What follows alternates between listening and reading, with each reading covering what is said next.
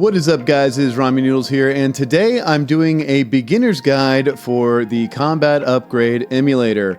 It's not going to go into too much detail. It's going to go into enough detail that you understand some of the basics of the game, but then we're going to go ahead and go over some surface level things that I will then expand on in later videos, because if I explained all of it in one video, it would be a really long video, and I'm trying to knock these all out before launch. So let's just jump into it because there's quite a bit to go over. So first off, we're going to talk about character creation. So we have, the regular species. If you've played SWG before, then you know the species. However, there are pretty big differences between the different races, and it's more than just passive stat bonuses.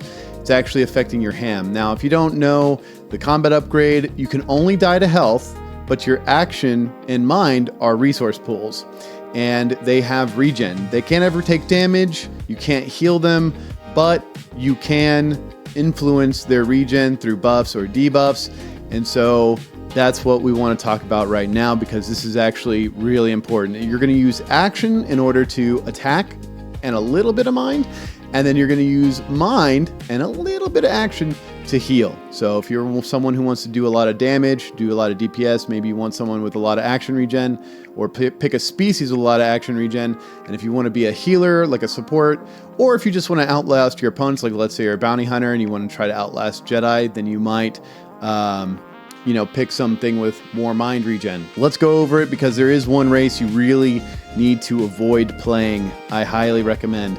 So anyways, we've got Bothans. Bothans start off with the negative 100 health. So at max level, which is 80, you will have 3,000 health baseline. But as you can see, the only one who's going to have that is the human male. So they have no health penalty whatsoever and no health bonus whatsoever. There's also Constitution here, this bar. This is health regen. That is completely useless. Just disregard this. It only applies outside of combat, and if you're not in combat, who cares, right? Stamina, that's your action regen, and willpower, that's your mind regen. So let's go over this. Bothan, negative 100 health, so 2,900 max at max level. Negative 150 Constitution, who cares? Stamina, I should say the baseline for it is 1,000, so having plus 200 is a 20% boost to your stamina. This matters because there are percent-based buffs in the game, specifically from Doctor and the Smuggler Spices. And then obviously that gap increases as you start stacking foods and other things. And then they get a negative 50 to willpower. Willpower also has 1,000 baseline, so you can think of this as negative 5% to your max willpower. So you're going to regenerate mind a little slower as Bothan. Human males across the board, no problems, great pick. Bothan might be something you want to play if you're DPSing. Moncals, they get negative 100 health, negative 50 stamina to their stamina, and then plus 200 to their willpower. I highly recommend this race. I think it's a good race, even if you're someone who's going to plan on DPSing, just because having mind regen allows you to heal more. I think it's not a bad option. Moncal's great, Bothan's great, Rhodians, negative 100 to their health, so they're going to be at 2,900 max at max level. They're going to have 300 stamina, so 30% extra stamina, which is absolutely massive. It is totally noticeable in game. It is wild, but it comes with negative 150 willpower. So you are 15% mind regen. This is a problem. Play it at your own risk. I'm not saying it's bad. I could totally see the use cases, but your mind regen is so low that you will notice it if you are DPSing hard. Your mind will, like I was saying earlier, when you attack, you spend a little bit of mind. That will factor in because your regen is so low. Trandoshan males, avoid this. Trandoshans, avoid male and female Trandoshan. Do not play the lizard people. They get plus 150 health, plus 500 Constitution, which is useless. Negative 150 stamina, negative 100 willpower. This is the worst race to play. Do not play Trandoshan. They can't wear gloves. They can't wear boots.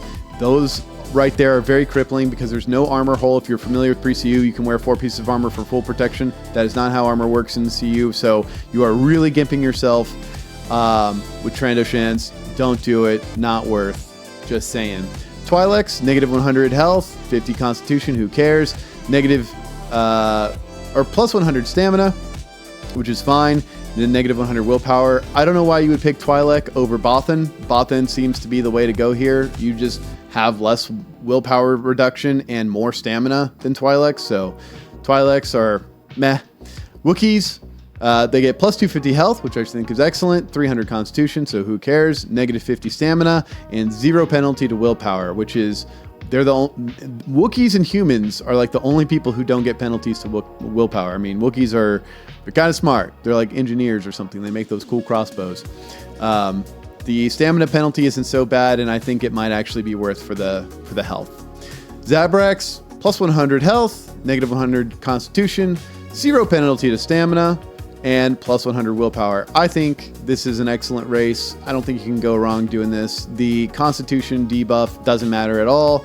You get plus 100 health, so that puts you at 3100 max at max level, and you get a little bit more mind regen. Nothing wrong with that. Celestin, plus 50 health, negative 100 constitution, 50 stamina, 100 willpower. Again, another solid race. However, people are going to call you phallus face. If you play Celestin, you're going to get bullied by your school. And then, your psychiatrist is going to put you on SSRIs, and that's going to lead to a life of loneliness. And, then you end up playing SWG for 10 plus years and rot away in your parents' basement. I'm just saying, Celestin's, pretty decent race. Ithorians, plus 300 health, plus 200 constitution, negative 100 stamina, negative 50 willpower.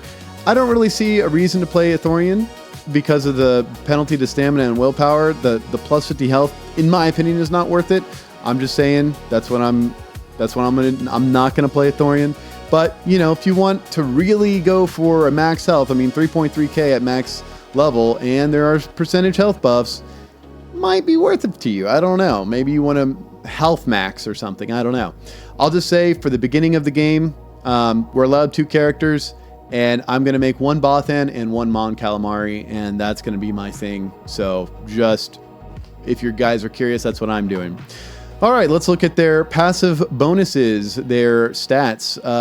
Humans get leadership plus 10, which is useless, and artisan experimentation 15. Those are exceptional bonuses for only artisans. Like, leadership is useless. Artisan experimentation is useful. If you want to do artisan crafting, highly recommend a human being. Rhodians, they also get plus 10 accuracy to one-handed. They get plus 10 accuracy to two-handed. They get plus 15 blind defense, which is useless, and then weapon assembly plus 10. The accuracy bonuses are okay.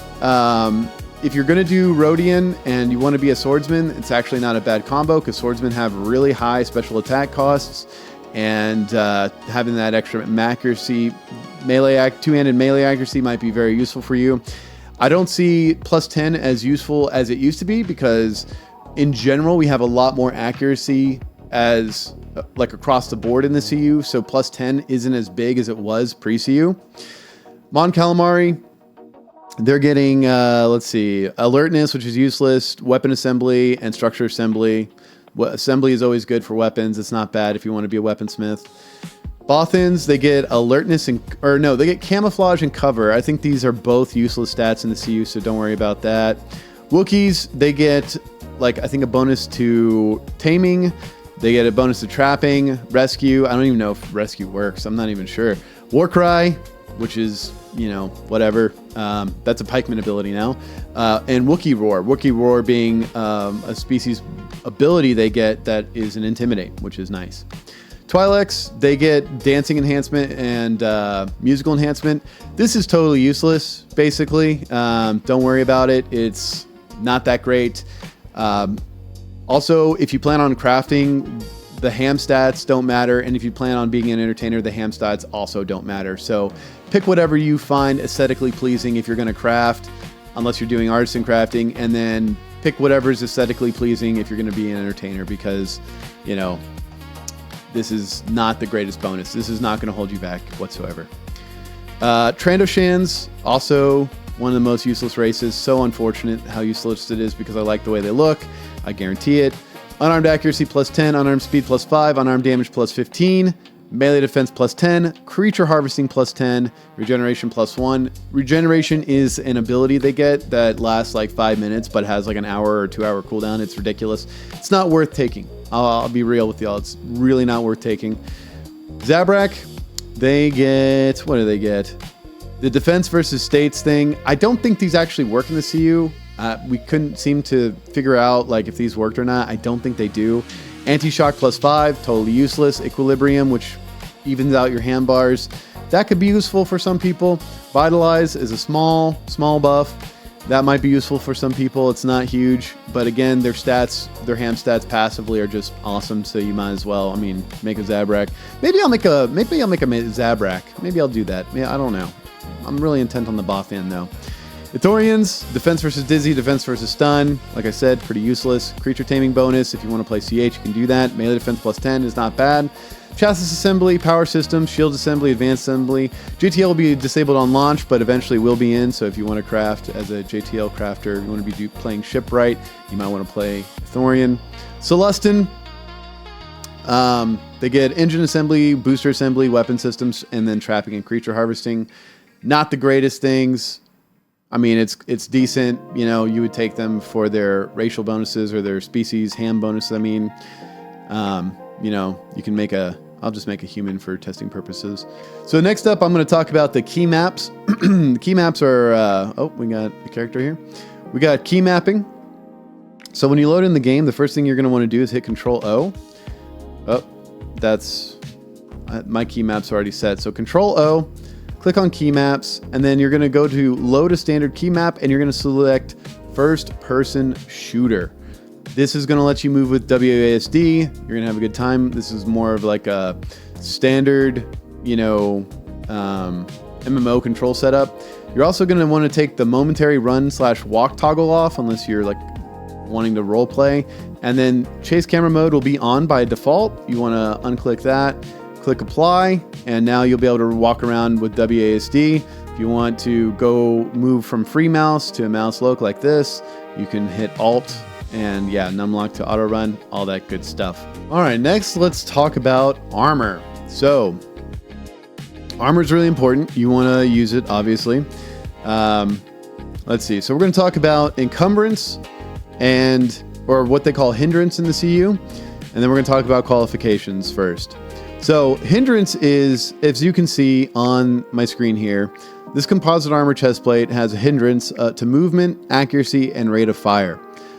You can get qualified to use composite armor, or what this armor category is, assault, by going into your professions and looking at what professions give you certification for certain armor types. So assault has certification from bounty hunter and some other classes. I'm not going to go over all the classes and what they give you certification for. I'll just let you guys figure that one out. But as you get this, you can see this box here gives you assault armor accuracy mitigation plus 20%, assault armor movement mitigation plus 30%, assault armor rate of fire mitigation 10%. So you can see all these would go down by those percentages. So the movement mitigation would go down by 30%. Currently it's at 53.7%. It would be at 23.7% as soon as I got Novice Bounty Hunter. So if I click this, you can see now that these debuffs come up. This is my armor debuff that says, hey, this guy is not certified to wear this armor. And you can see that I'm walking very, very slowly. But as soon as I turn it off, boom, take it off. I mean, I start running at normal speed again. So that is totally a thing. You're totally going to need to be aware of that. Now, there is 3 different types of armor. There's assault, which you can see here. Typically, assault is more geared towards protecting against kinetic. And then there's battle, which is more geared towards protecting against an even balance of kinetic and energy. But you can get higher energy or higher kinetic if you want. You need to talk to your local armor smith. You can have them craft that up. Some armor smiths might just be offering that on their vendor already. You know, depending on the activity, you know, that you might want to do. You know, you might want to get more kinetic because you plan on doing a lot of spin groups, which I'll talk about later. And, you know, whatever. Or you might be someone who plans to do a lot of PvPing and you are afraid of ranged players more than melee players, so you might want something like energy. That isn't to say that all range is energy and all that, but it is to say that, you know, there's variation. There's situations where you might want a different set of armor instead of just one set of armor for your entire time in the game. Then there's one more I'm not showing, but it's called Reconnaissance Armor, and Reconnaissance Armor is very much heavy in protecting against energy, kind of like the opposite of Assault Armor. And those are the 3 armor types. And if you look through the professions, you'll see which armors can be worn by what professions. At Master of any of those professions, you will be certified to wear at least one category of armor without any hindrance whatsoever. If this hindrance becomes lower, this is all frog generated armor, by the way. This is all blue frog just for testing. The max that it could ever get to will never be more than the hindrance will never be more than the max you can get from certification. So at Master, you can, for example, Combat Medic gives battle armor certification. At Master Combat Medic, there's no battle armor that you cannot wear. Just saying. Let's get into stats since we're talking about armor, and I'll first start off with the one question I know people are going to have a lot of, which is Teras Kasi. So Teras Kasi gets innate armor. So you can see at Novice Teras Kasi here, it is plus 20 innate Teras Kasi armor. Each point of Teras Kasi armor is plus 100 armor. So at plus 20, you're getting 2,000 armor. At Master Teras Kasi, you will have 60 points of Teras Kasi armor, which equals to 6,000 points of armor. It's a decent thing to have. It's nice. It's good. It's early game. It's nice if you're poor. There are some downsides to that. The downside is you can't get your armor as high as like battle armor can be crafted to. And that is 6,000 armor across the board, by the way, to everything. You can't get it as high as crafted armor, which is unfortunate for the TKs, but it is what it is. At least it's free, right? You're not having to take the decay penalty. The next stat I'm going to talk about is accuracy and defense. So you will see, actually, let me just open this up. So in my character sheet here, you can see I have offense stats and defense stats. And you have a speed stat, you have accuracy, you got your melee defense and your range defense. Speed determines how fast you're going to hit with your weapon. So if we look at my weapon here that I have equipped, let's see, where is it here? I've got 2.2 attack speed on this weapon, but my modified speed is 1.67. That's due to having 90 speed. If I were to unequip my weapon, you will see, oh, what's this? Why did my speed go up? Oh, I know why my speed went up, because I unequipped my weapon and my unarmed speed is higher than my polearm speed. That's why, okay? That's why you're seeing the changes in accuracy. I wanted to point out that there are general stats. So we'll look at general melee accuracy. You can see that I have plus 45 general melee accuracy and I have plus 45 general melee speed. These particular stats will stick to any melee weapon that I have. So any melee weapon I equip, even if I equip this heavy axe, like watch, we'll equip the heavy axe. The accuracy is at 210. Why is it at 210? Oh, that's why. Because I have this. LOL. Okay. Let me equip a knife. That'll tank it. Okay. So my accuracy with a polearm is 210, right? And then if I equip the survival knife, it drops down to 145 because I have no one-handed anything. I've just got Novice Brawler, which just gives general melee and general melee stats and melee defense, and then some unarmed damage, but I have 0 one-handed stats. So my baseline, you can see it's going to be 45 speed, 145 accuracy, no matter what weapon I'm holding. There's also general range stats, so that will also apply. Eventually, you can also get skill-enhancing attachments, but you know, those particular general stats haven't been added to the SEAs as of recording this video, but they will be in the future. Then you have your weapon-specific stats. So, you know, you have your polearm accuracy, your polearm defense.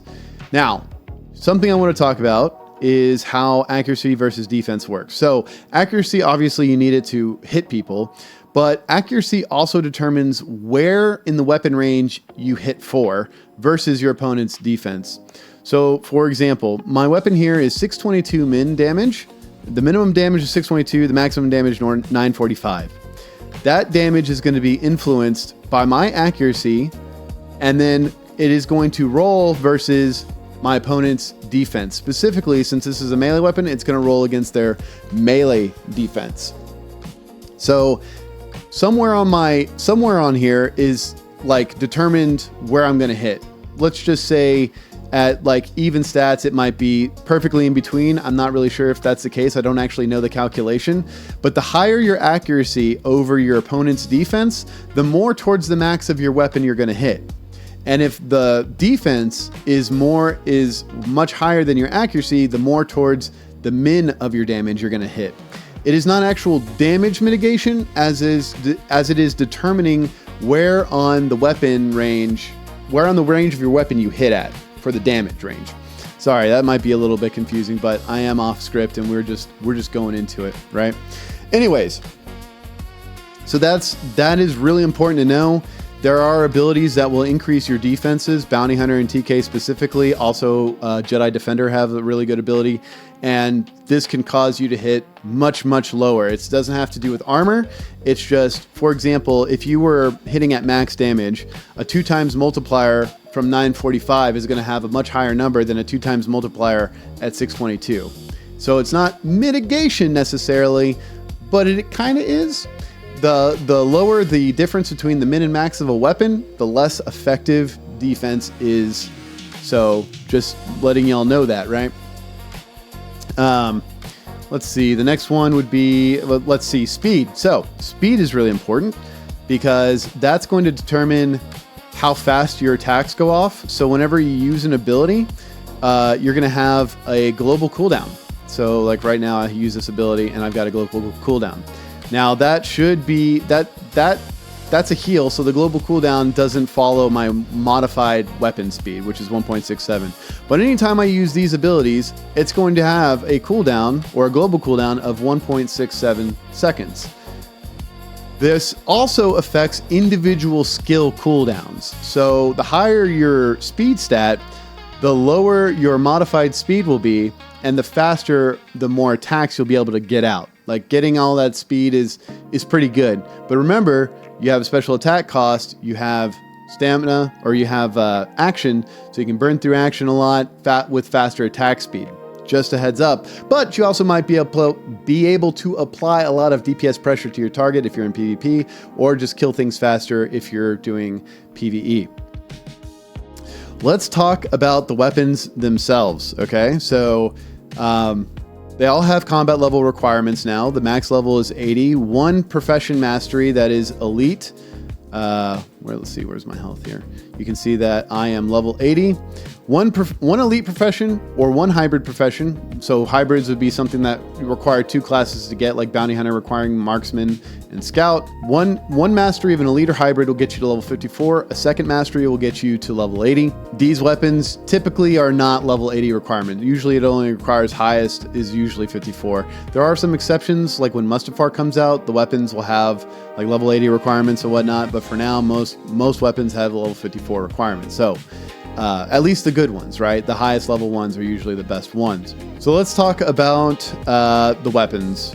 As you can see here, this is a lava cannon. I'm not certified to use it. It's a level 55 combat requirement and requires Master Commando.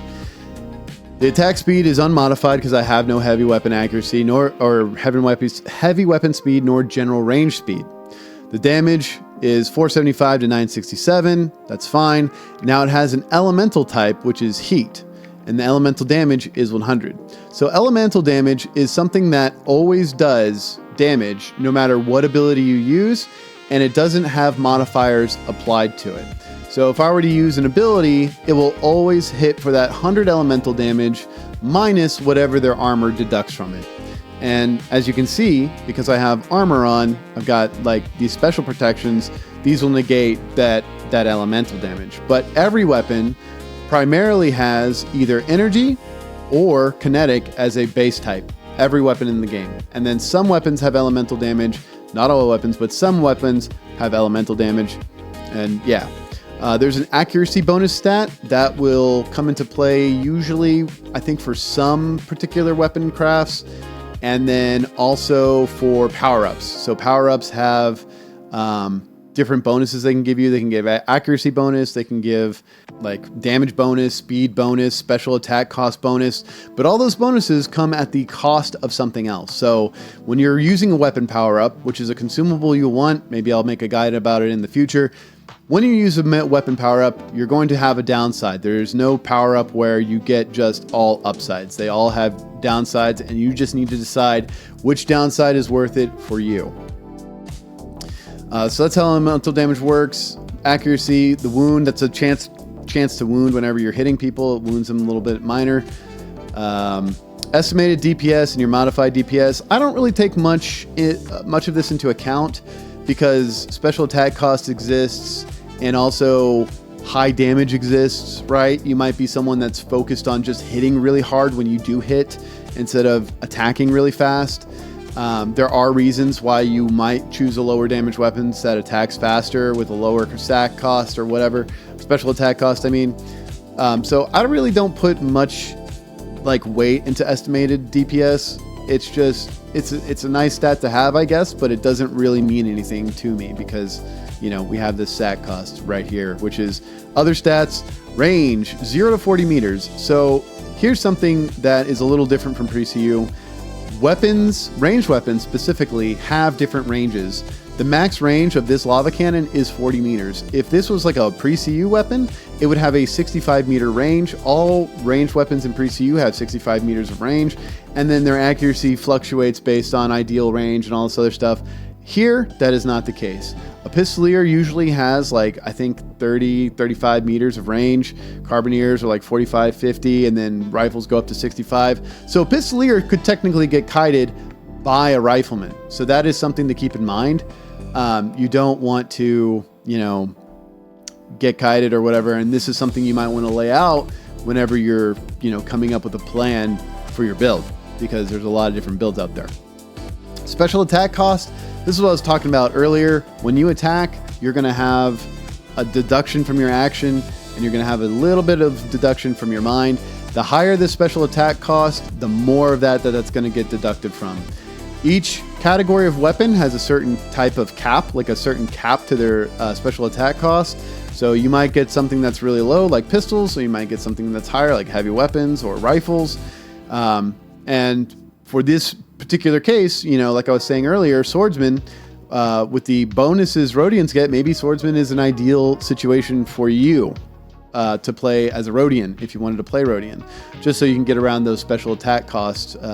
Okay, so we have knockdown recovery. Knockdown recovery is an ability. You will get knocked down in the game. When you get knocked down, you're going to immediately press knockdown recovery. It's just a thing. It takes some action. You're going to have to use it. I'm just inserting that randomly. You need knockdown recovery on your toolbar. I have it macroed, so it's fine. I just press spacebar, set custom macros. Maybe I'll make a video about that later. But yeah, knockdown recovery, everybody needs it. Next, I'm going to just talk about food and consumables. There are quite a few that you might be interested in taking. I'm not going to go over what all the food does, but there's food for damage mitigation. There's food for health buffs, regen buffs, like accuracy buffs, defense buffs. There's all sorts of different foods out there. There's foods that'll reduce the amount of time you're incapacitated for. There's foods that reduce the cooldown of burst run. There's like all sorts of foods out there. Like you can see, this Vegeparsine here is melee defense plus 40, lasts 25 minutes, and it's 25 filling. If you've never played the CU or pre-CU before, if you open up our character sheet here, you'll see you have a food bar and a drink bar. Your food is limited to 100 max, and it takes 30 minutes for your stomach to completely empty. That's for each individual bar. So if you had a full drink bar and a food stomach, both would just be 30 minutes equally. Like, it's not 1 hour, you're just both going to empty in 30 minutes to 0. And you can see, like, for example, we'll take this Breath of Heaven right here. Boom. My drink bar is now over halfway because Breath of Heaven is 57 fill. It's giving me 200 health regen, which who cares? It's also giving me 200 health, 200 action regen, and 50 mind regen. So it's a pretty decent food, but it only lasts 10 minutes, and it takes 30 minutes for my food to, or my drink stomach fill to empty out. So we're over halfway. So it's going to be about 15 minutes, just over 15 minutes before I can, be empty. So keep that in mind whenever you're making, like, buying foods, using foods, that some of them are going to, they're going to last longer or last shorter than what it takes for your mind to, or your stomach to empty. Like, for example, spiced tea here, plus 100 mind regen, 60-minute duration. That's awesome. it's going to be full, like it's going to be empty by the time I even get there. And it's 7 filling also, so it'll empty in just a couple minutes. It's, whatever. Anyways, that's food. There's also spice. You can get spice from smugglers. Booster Blue is what you want. I'm not going to go into detail about other spices. They're all pretty trash. Booster Blue is the one you want. It gives you negative 20 health regen, or negative 20% health regen, but who cares? It gives you plus 20% health, plus 20% action regen, plus 20% mind regen. This is going to be the go-to spice. If you're playing the game, you're going to want Booster Blue on you pretty much at all times. It lasts 15 minutes. It does not take any filling. You just use it. When it's over, you'll have a minute of downer where you get negatives to your health, action, and mind regen. And then after that, it'll be up, and then you can take more. There's actually a food that lowers the downer duration. So you could, buy that food even as well. So there's one other item that is a consumable that you'll want in your grind as you're beginning. Everybody can use this. It doesn't matter what profession you are. Let's see, pharmaceutical here. Instant Stim Pack D. So there are stim packs, and they're made by bioengineers. So seek one out. Seek out your local bioengineer and ask them, hey, can I get them stim packs? These are healing stim packs that anybody can use. You don't need medic at all to use them. Jedi can use them. Crafters can use them. Anybody can use them. There is a level requirement to using them, and I think there are 4 different ones. There's like A, B, C's, and D's. The combat level required to use the D is 60. This is just a frog generated one, which is 1200 heals. There might be higher or lower heals. I don't know how high or low it'll get whenever people start crafting with the resources available. But this is how much it is from the frog.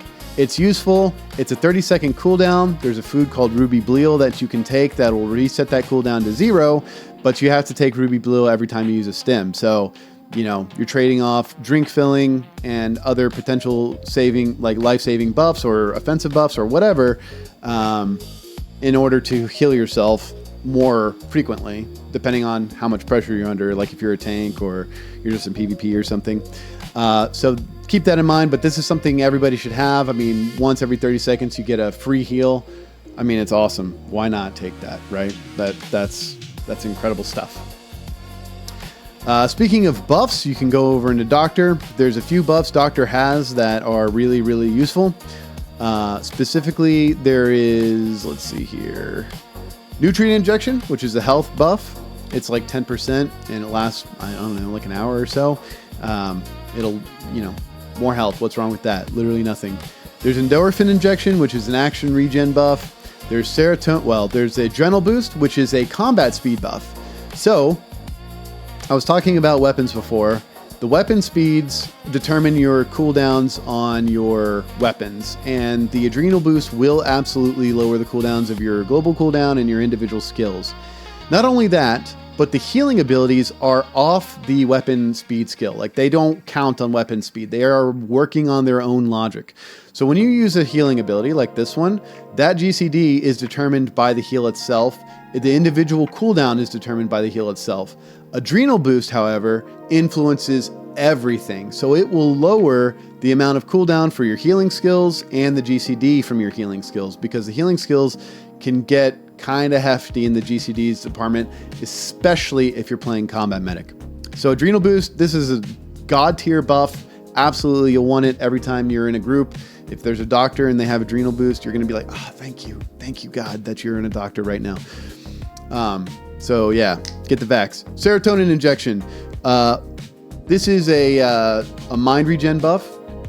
Nothing wrong with that. You want that. And those are just the 4 buffs. You get action, mind, health, and speed boost from Doctor. Those are what you want. Entertainers. I'm not going to show off entertainers. Entertainers, they have buffs that they give. They give a combat XP buff. So when you're grinding, it'd be nice to walk into the cantina and visit your local entertainer and say, hey, I want a combat XP buff, and they'll buff you. And you'll get 10% XP extra whenever you're killing stuff. The other thing is crafters will want to seek out entertainers because they will give you crafting buffs as well. They will increase the amount of resource quality that you have. So I think it's like 1 or 2%.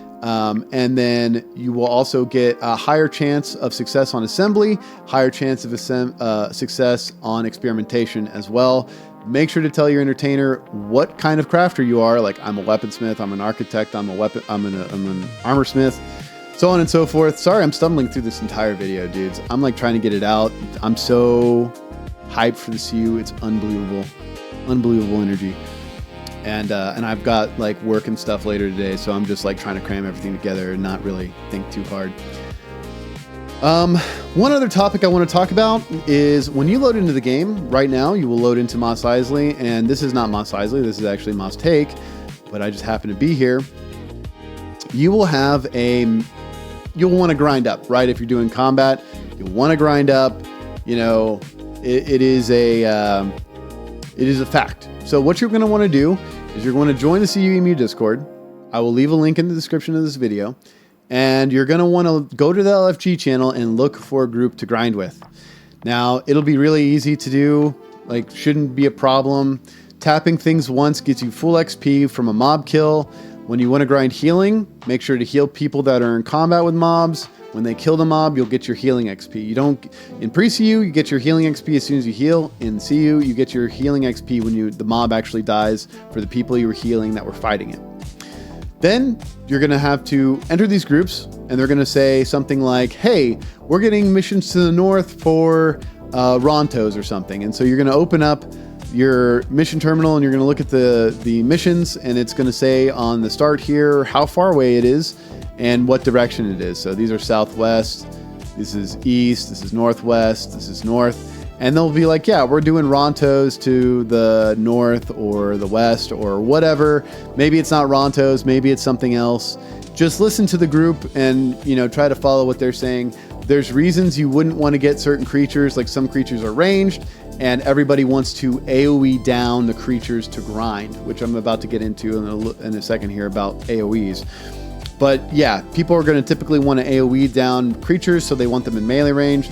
Some creatures will use AoEs, and that's a problem because, you want the tank to have all the aggro, and you don't want AoEs happening so that, people die. So there'll be certain creatures that your group will tell you, hey, we're going to kill these, so only get these missions to this direction. Just be cool. Everybody's cool. Everybody's chill.